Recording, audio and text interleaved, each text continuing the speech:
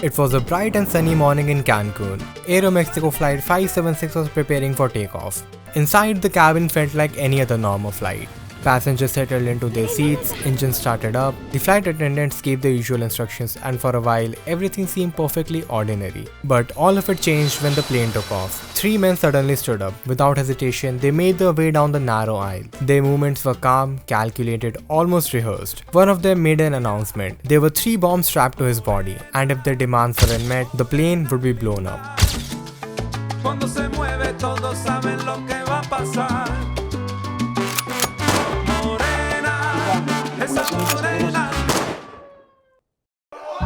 Panic set in immediately.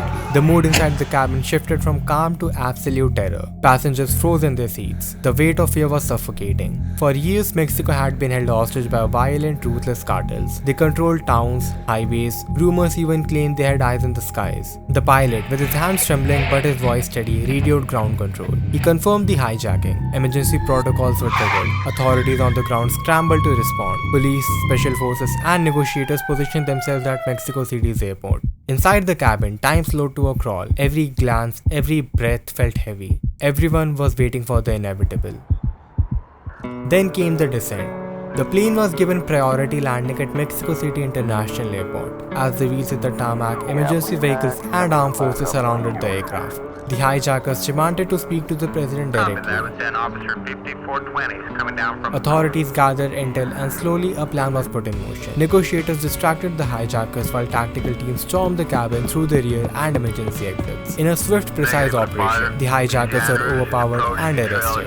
Not a single shot was fired, no one was injured, and it was all over. But what came next left everyone stunned. When the suspects were interrogated, authorities quickly realized something didn't add up. These weren't cartel gunmen. The man leading them was Josmar Flores Pereira, a preacher from Bolivia. Josmar confessed that there were no bombs. The terrifying explosives strapped to their bodies were nothing more than juice cans tightly wrapped in duct tape. He claimed that God had spoken to him, commanding him to hijack the plane to warn the people of Mexico about a devastating earthquake that would soon strike. What everyone feared was a brutal cartel operation turned out to be a desperate act of faith.